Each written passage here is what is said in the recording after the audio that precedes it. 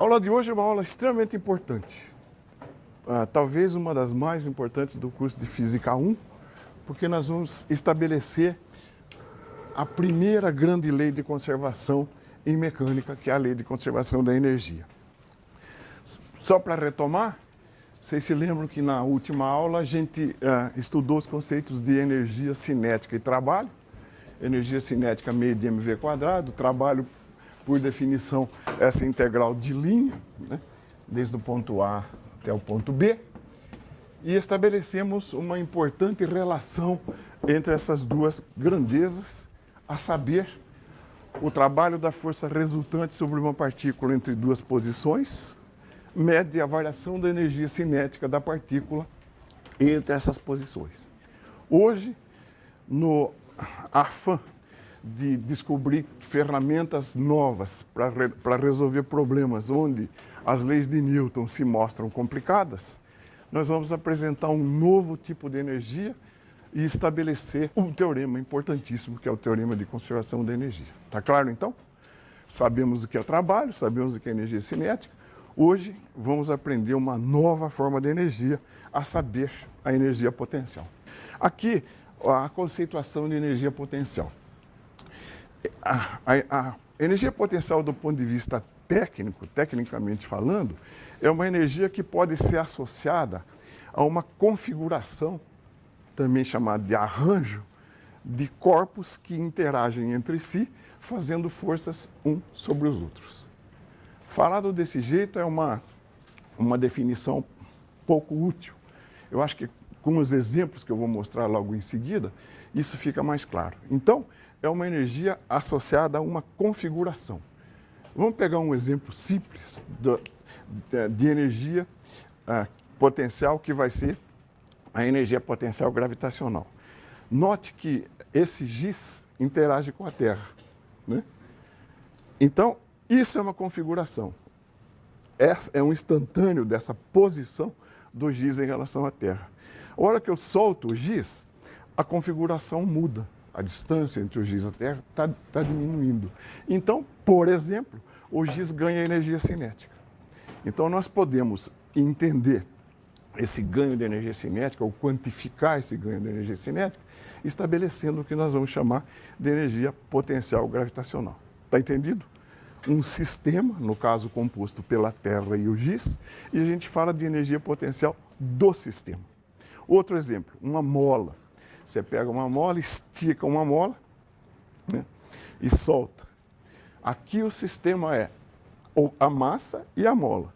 A hora que você solta a massa, a configuração muda, porque a mola encolhe. Então, de novo, você pode entender o ganho ou perda de energia cinética da mola pela variação da energia potencial que esse sistema tem. Entendido o que é uma configuração? Uma configuração é como se fosse uma fotografia do sistema interagente, um fazendo força sobre o outro. Isso é energia potencial. Então, nós vamos falar, como já disse aqui, sobre duas formas de energia potencial interessantes nessa aula, que são a energia potencial gravitacional e a energia potencial elástica. Vamos começar pelo caso da energia potencial gravitacional em uma dimensão, antes dando uma conceituação geral do que a gente define o que é uma variação de energia potencial. Como se define a variação de energia potencial entre duas configurações?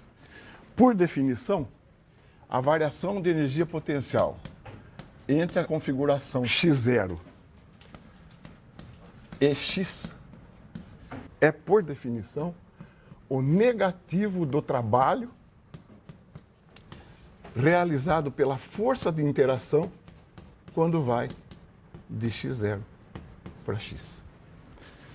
A variação de energia potencial é o negativo do trabalho quando a configuração muda de x0 para x, esse trabalho da força de interação.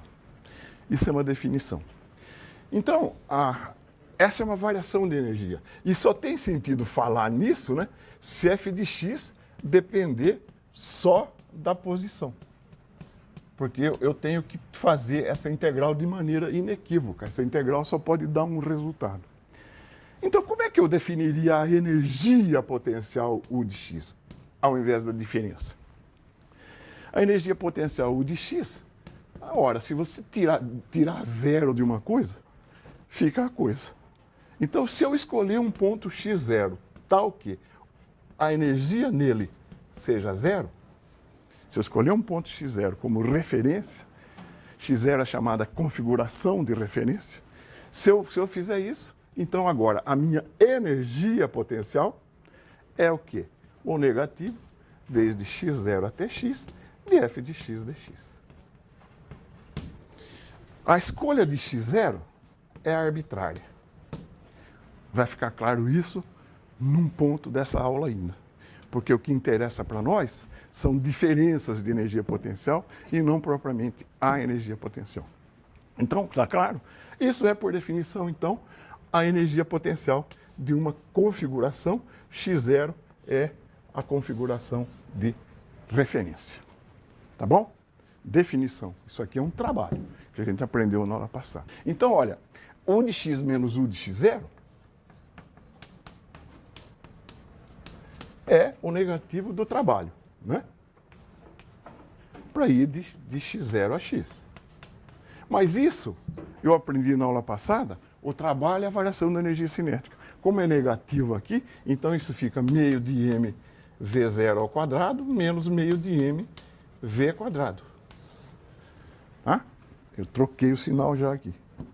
Então, olha para cá, eu posso somar meio de mv quadrado com U de x, né? Meio de mv quadrado mais U de x igual meio de mv0 ao quadrado mais U de x0.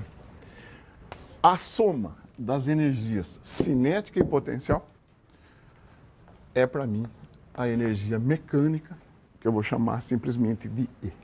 Então, isso quer dizer que a energia mecânica, soma de cinética com potencial, é uma constante. Isso aqui é o teorema da conservação da energia. Então, para forças do tipo só depender da posição, eu posso estabelecer uma importante lei de conservação, que é a lei da conservação da energia mecânica. E agora, vamos pegar o caso da energia potencial gravitacional. Eu vou fazer aqui energia potencial gravitacional. Por enquanto, vou me restringir ao caso de campo uniforme.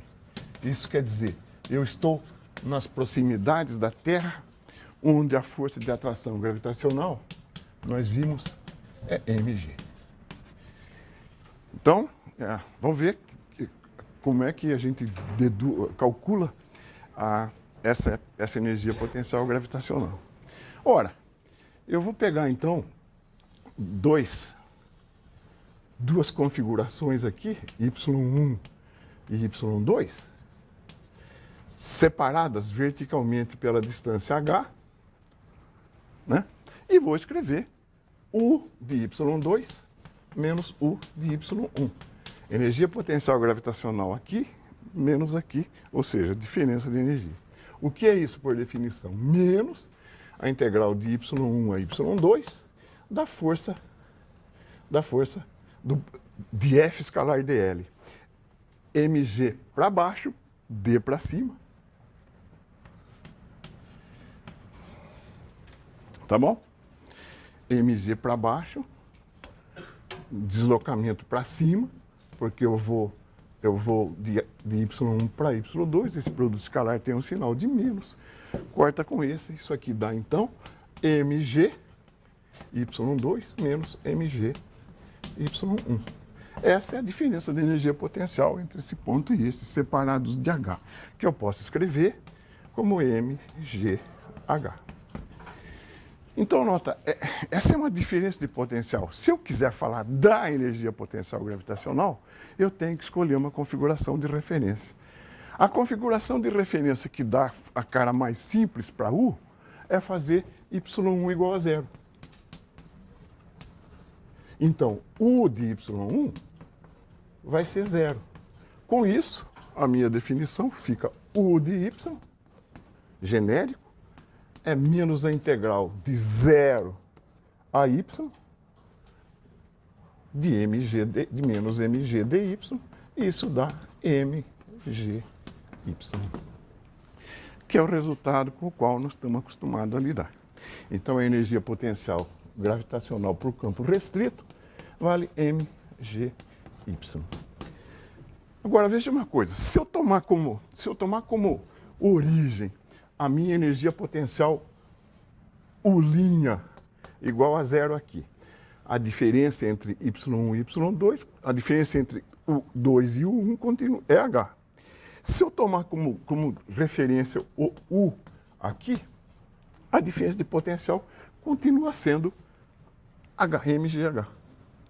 Então, a escolha de y de x0, ou da origem, ou da configuração de referência, é arbitrária. O que importa é que a energia reflita o fato de que, se as configurações diferem verticalmente de uma distância h, a diferença de energia tem que ser mgh.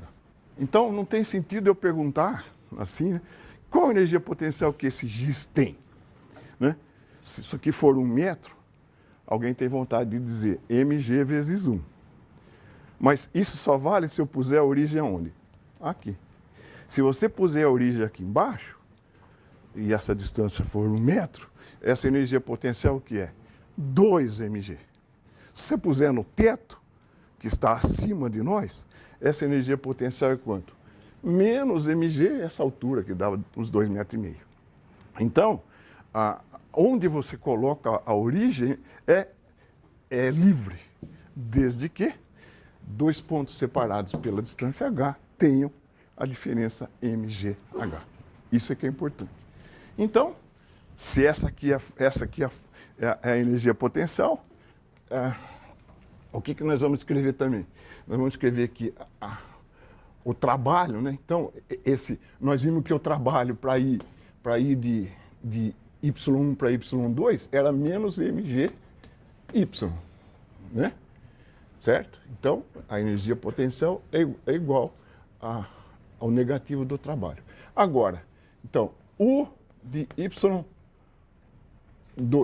menos U de y1 é o negativo do trabalho. Então, menos mg, né? Y2 menos y1. Né? E isso é a variação da energia cinética. Meio de m v1 quadrado menos meio de m v2 quadrado. Então, eu tiro daqui, eu posso levar para lá, que a soma de mgy mais meio de mv quadrado igual y2 v2 quadrado é mg y1 mais meio de m v1 quadrado. De novo, né? K mais U é uma constante. Então, ponto a ponto, a soma de meio de mv quadrado com mgy é uma constante. De novo, o teorema da energia cinética expresso, né, em uma dimensão. E vamos fazer esse exemplinho aqui para calcular uma certa velocidade e depois fazer uma verificação.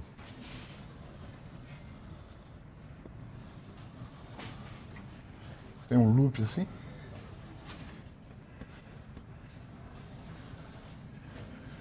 Solta uma partícula de massa m de uma certa altura h aqui. O que essa massa vai fazer? Ela vem, completa esse loop e sai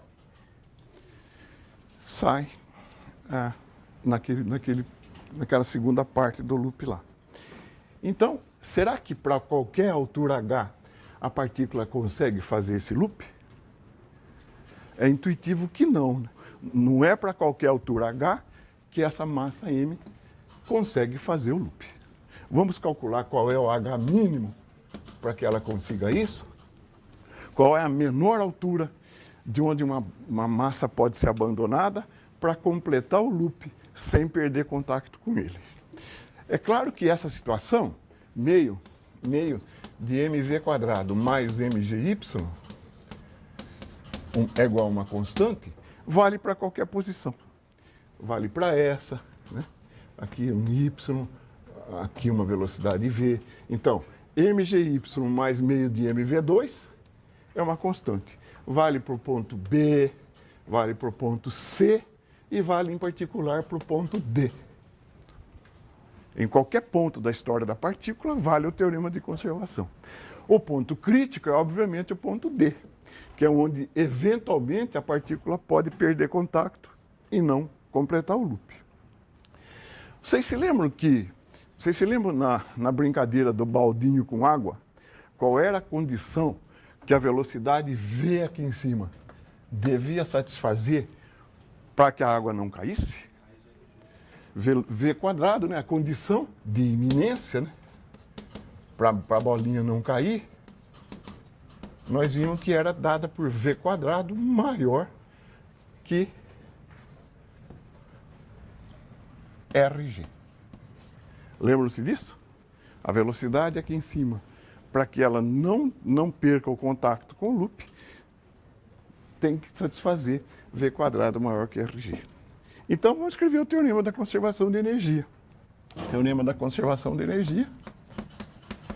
O que é? mgh mínimo, toda a energia que ela tem aqui, no ponto A, se ela foi abandonada daqui, ela não tem energia cinética.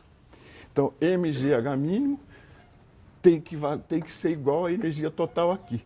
Qual é a energia total lá? Meio de mv quadrado, é a velocidade que ela tem, mais a energia potencial do ponto D, se eu escolho a minha origem aqui. Eu posso escolher a origem onde eu quiser. A configuração de referência é livre. Manda o bom senso que a gente escolha o nível de energia potencial, em geral, na posição mais baixa. Então, a energia potencial no ponto D vale simplesmente 2mgr. Ou, se você quiser, mg vezes 2r. Legal? Então, essa equação é maior ou igual que meio de m. O que é v quadrado? Rg, velocidade lá em cima, mais 2mgr. Eu corto mg e tiro que h mínimo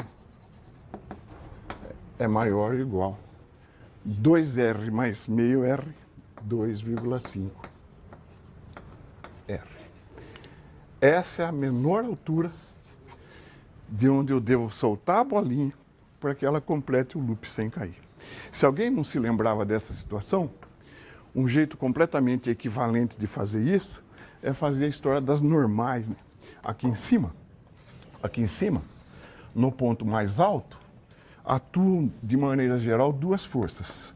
A força gravitacional, mg, e a força normal de resposta do loop à bolinha. A condição para que ela complete o loop quase escorregando é que n seja igual a zero.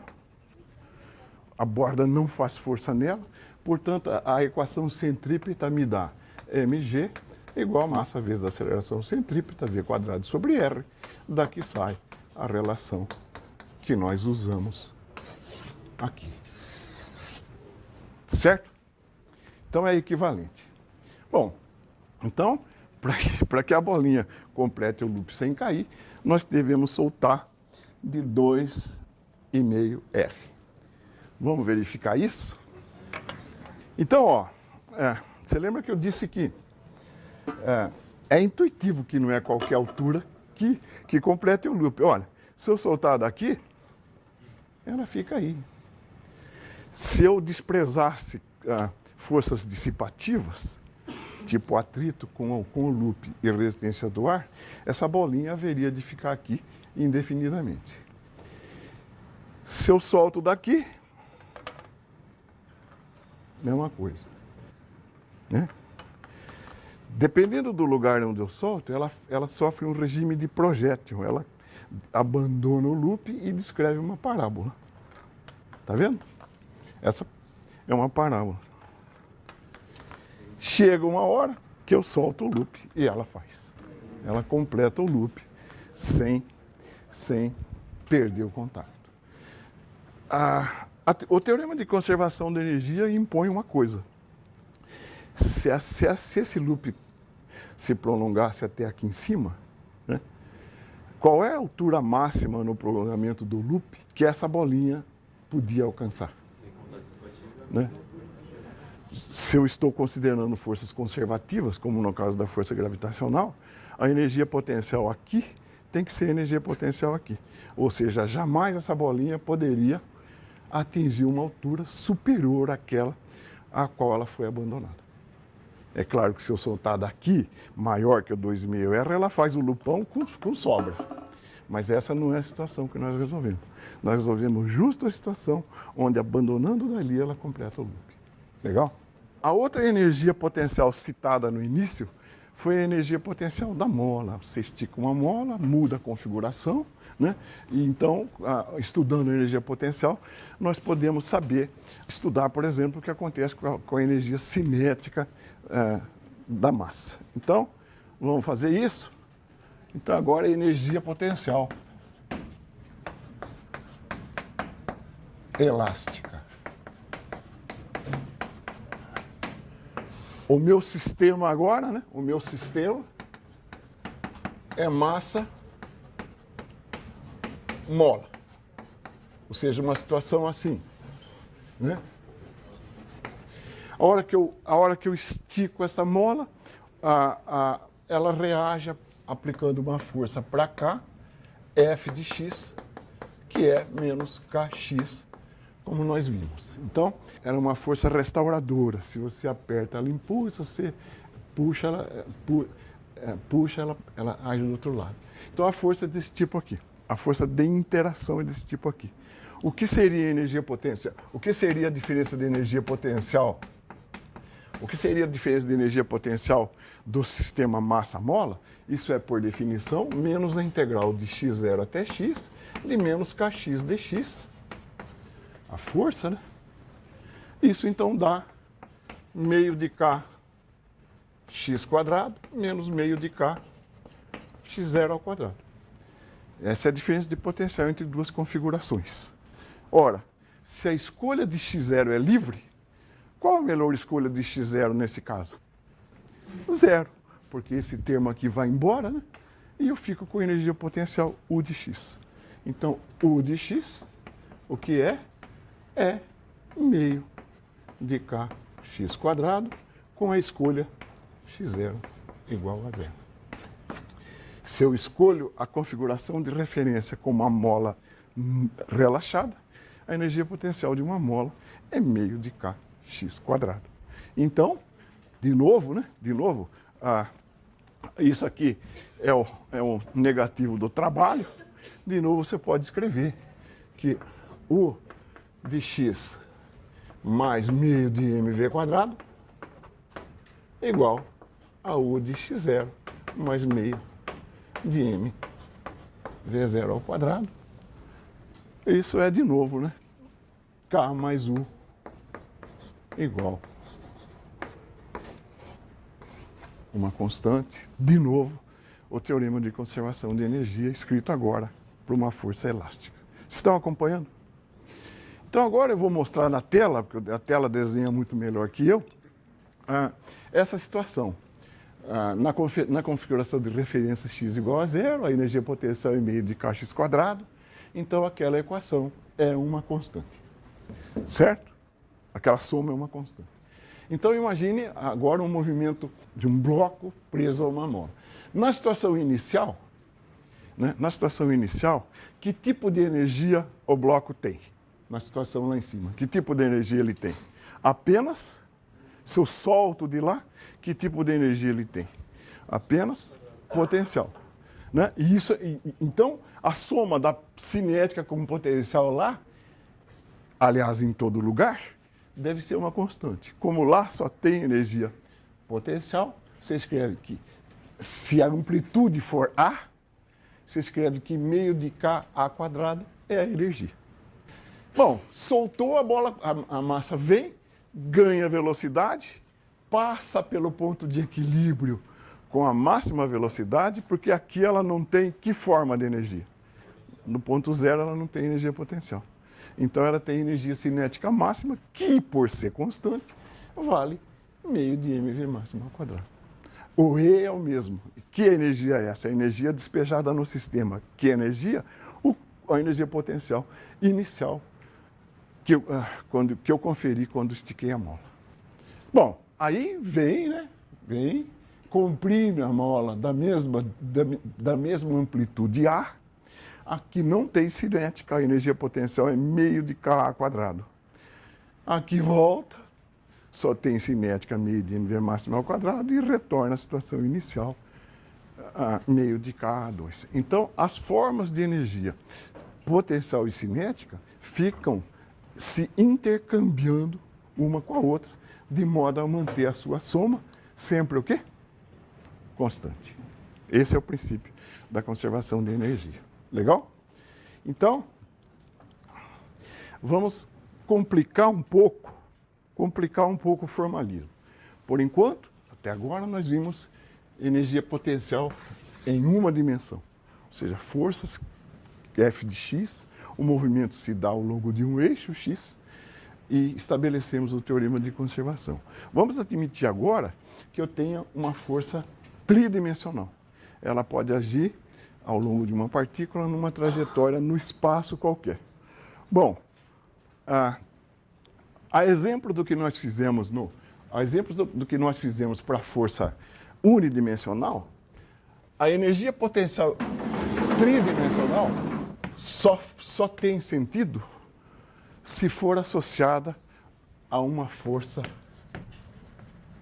conservativa. Vamos relembrar o conceito de força conservativa. A força F de x, se F de x for conservativa, então o trabalho dessa força para ir de uma posição A para uma posição B, o trabalho dessa força para ir de um ponto A para um ponto B, ao longo de uma trajetória C, esse trabalho não depende de C.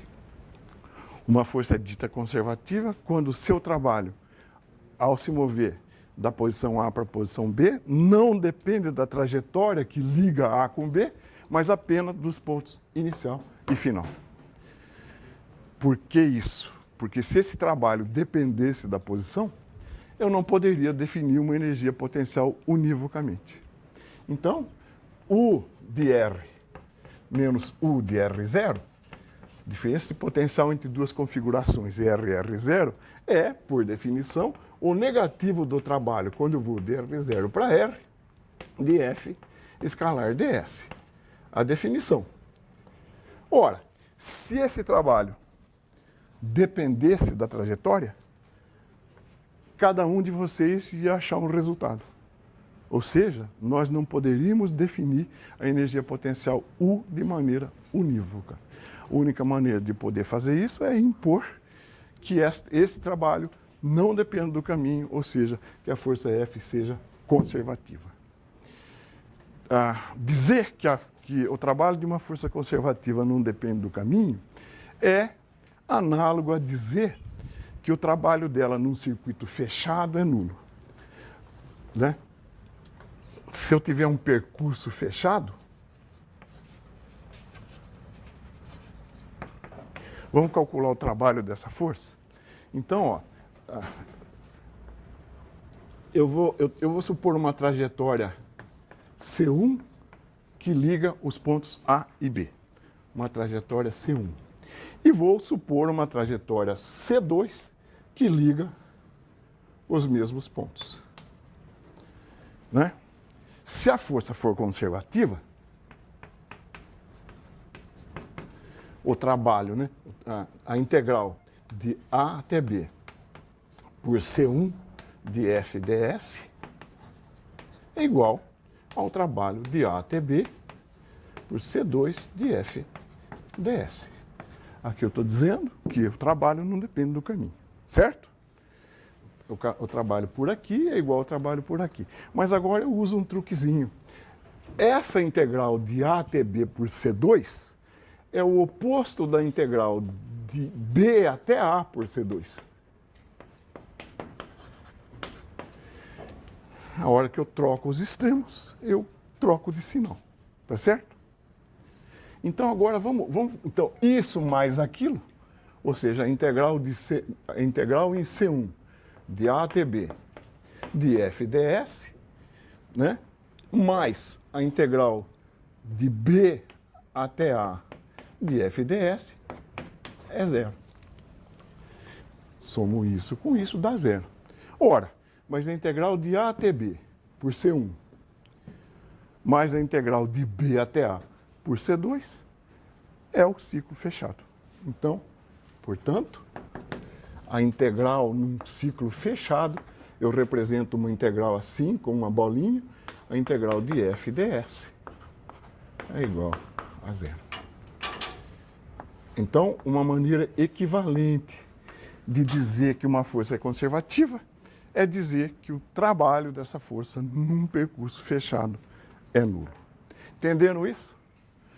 Existe um critério matemático mais elaborado, eu não posso falar aqui por ausência de análise vetorial, mas existe um critério matemático que garante quando uma força é conservativa ou não. Isso aí vocês vão aprender em cálculo. Para nós bastam essas duas conceituações. Não depender do caminho é a mesma coisa que impor que o trabalho num ciclo fechado seja nulo. Exemplos de forças conservativas. A potencial gravitacional, a potencial elástica ou uma força F de x que só depende da posição. 3 forças conservativas. Exemplo de força não conservativa, aquela cujo trabalho depende do caminho. A mais famosa e mais familiar é a força de atrito. Então vamos fazer uma aplicação rapidinha e simples dessas duas forças. A primeira é a força gravitacional, tida como exemplo de força conservativa. E o que nós vamos fazer? Nós vamos calcular o trabalho dessa força ao longo do trajeto ABC. Ao longo do trajeto ABC. O trajeto ABC constitui um percurso fechado. Eu já sei quanto deve dar o trabalho da força gravitacional ao longo desse percurso. Quanto deve dar? Zero. Ainda porque toda vez que eu faço uma pergunta para a classe, a resposta é zero. Mas vamos calcular isso, tá certo? Vamos calcular isso. Caminho ABC, fazer meio depressinha aqui, né? Ângulo θ. Caminho, essa distância aqui eu vou chamar de D, né? Caminho A, então é A, né? B, C. Trabalho ao longo do caminho A da força gravitacional. Nós não vamos mais fazer, né? Força gravitacional para baixo, deslocamento para cima, trabalho menos mgd. Certo? Trabalho de A até B. Trabalho ao longo de BC. A força gravitacional é assim. O deslocamento é assim. Né? O trabalho de mg é mg escalar ds, ou seja, é o trabalho em B é mg, eu vou chamar essa distância aqui de L,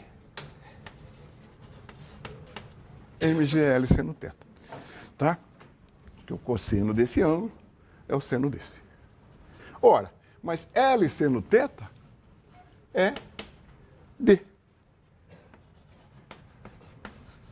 Seno θ é D sobre L. E, finalmente, eu trabalho em C. Você tem uma força vertical e um deslocamento horizontal. Quanto dá esse trabalho? Zero. Portanto, a integral no circuito fechado da força gravitacional é zero. Eu já sabia isso. Aquele teoreminha lá mostrou. A gente fez o cálculo comprovando. E se eu pegar a força de atrito? E se agora eu pegar e deslocar um bloco sobre uma mesa ao longo de duas trajetórias diferentes. E se agora eu pegar, então, aquele bloco em cima de uma mesa, eu vou usar a tela dessa vez para mostrar, acho que é trivial, ao longo da mesa, primeiro na trajetória azul, que é um trecho retilíneo de comprimento D, depois ao longo de uma semicircunferência ocre, ligando A com B. Ora, a força de atrito FA é μe vezes a normal, que é μc mg. Essa força de atrito, se a mesa é horizontal, essa força de atrito é constante e vale isso. Então, quanto dá o trabalho da força de atrito para eu ir de A até B ao longo da reta? O trabalho da força de atrito é menos a força de atrito vezes D, que é menos μc mgd. Trabalho ao longo da reta. Ao longo da semicircunferência,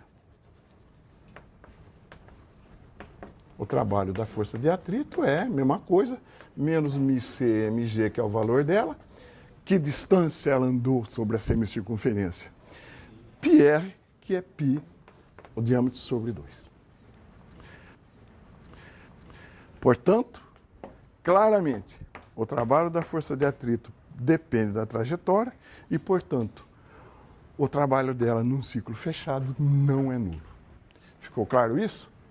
Então, a força de atrito é o protótipo, é o exemplo da força não conservativa. Uma força não conservativa, em geral, consome energia do sistema. A força de atrito transforma a energia mecânica em energia interna, como nós vamos ver daqui a pouco. Então, vamos finalmente formalizar isto, né? Formalizar a energia potencial em 3 dimensões. Eu posso escrever simplesmente, então, energia potencial.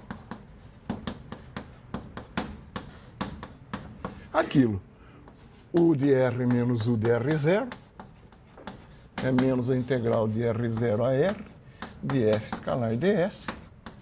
Seu arbítrio a R0 como uma configuração de referência, né? U de R vale menos a integral de R0 até R de F dr, ds. Isso se eu arbitrar que U de R0 igual a 0. E dessa expressão aqui, o que eu tiro? O que é isso? Isso é o trabalho da força resultante entre R0 e R. Então, daqui eu posso escrever isso aqui, o que é? Isso é meio do teorema da variação da energia cinética. É meio de mRv0 ao quadrado menos meio de mv quadrado. Porque eu estou pegando falta um sinal aqui. Então, eu posso escrever aqui U de R mais meio de mv2 igual a U de R0 mais meio de mv0 ao quadrado. E mais uma vez, eu posso escrever aqui K mais U é uma constante, e esse é o teorema da conservação da energia, no caso tridimensional. Mera generalização, tá certo? Agora, o que complica, o que pode complicar um pouco é o cálculo daquele trabalho, mas o conceito é exatamente o mesmo, ou seja, quando eu estou tratando de forças conservativas e eu só posso definir isto para elas, e para forças conservativas a energia mecânica total é uma constante. Então, vamos falar, e se houver força não conservativa? Tá bom, com forças conservativas a energia mecânica total é uma constante. E se aparecerem forças não conservativas? Se, por exemplo, aparecer um atrito, o que acontece com a energia? A dedução também é muito simples. Então, se aparecer uma força não conservativa,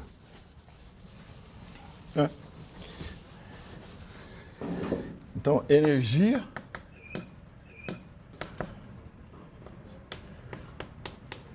e forças não conservativa. Então, se aparecer uma força não conservativa, vai acontecer o seguinte. Nós vimos que o trabalho da força resultante, que é então o trabalho da força não conservativa com o das forças conservativas, isso é o trabalho da resultante. Só pode ter força conservativa ou não conservativa. Isso é a variação da energia cinética. Esse é o teorema do trabalho da energia cinética. Trabalho da resultante, variação da energia cinética. Às forças conservativas, eu posso associar uma variação de energia potencial. A energia potencial não é o oposto do trabalho, como nós temos definido desde sempre. A energia potencial é o oposto do trabalho. Então daqui eu tiro que ΔK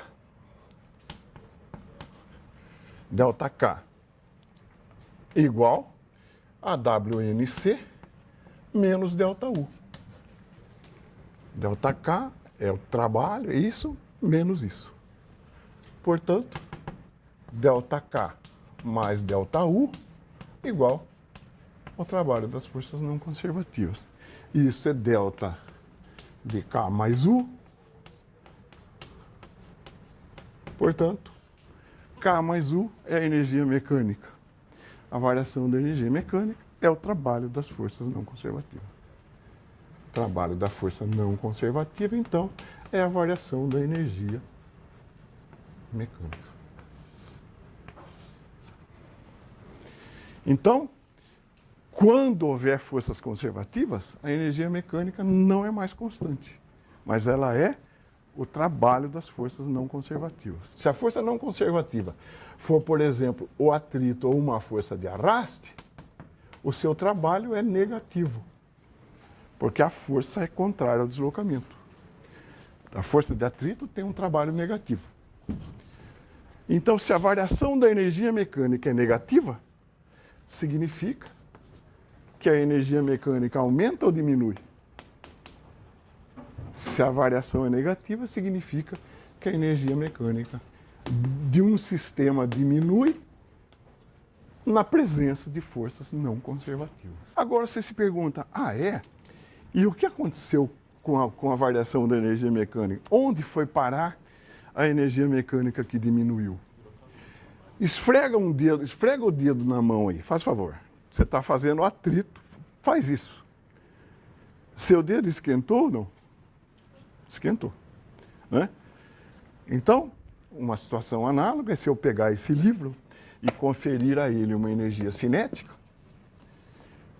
a energia cinética sumiu. Né?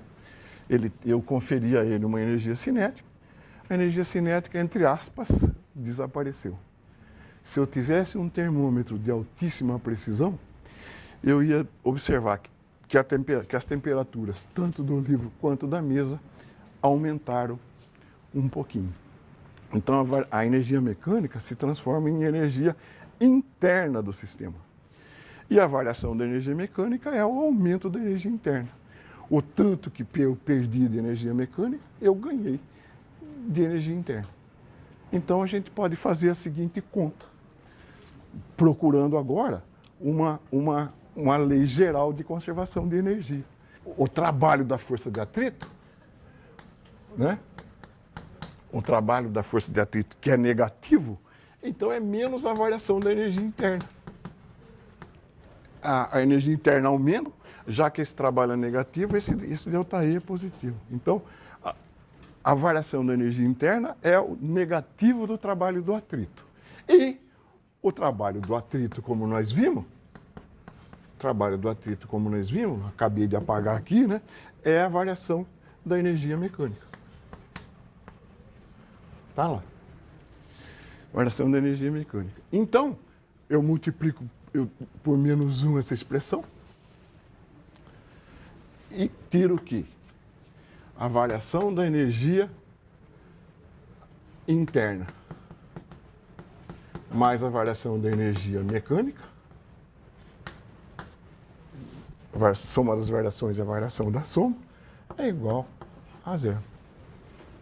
Soma essas duas coisas. Portanto, se a variação da energia interna mais mecânica é zero, isso aqui eu defino como energia total. Se eu incluo a energia interna no meu sistema, eu chego à seguinte conclusão: a energia total de um sistema é uma constante. Isso é uma lei universal de conservação de energia. Desde que você inclua a energia interna do sistema, passa a valer, né, que a energia total é uma constante. Moral da história, num sistema isolado, num sistema fechado, a energia não pode desaparecer. Então, a gente encerra por aqui a primeira parte.